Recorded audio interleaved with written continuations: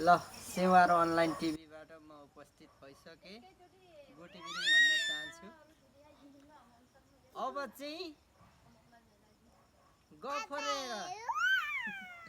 गफ हानेर शासन चलाउने व्यक्ति चाहिएको होइन कि हामीलाई, काम गरेर शासन चलाउने व्यक्ति चाहिएको।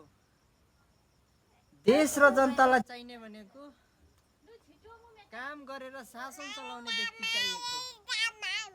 त्यसैले धरानबाटै सुरु गर्दैछौँ है हामी। सबैजनाले सुन्नु होला।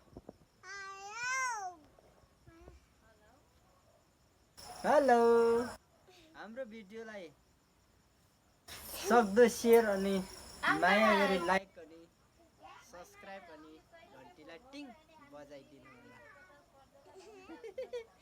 भोलिदेखि एक्जाम हुँदैछ, अब शान्ताको काला हुँदैछ भोलिदेखि। ल, थ्याङ्क यू सो मच।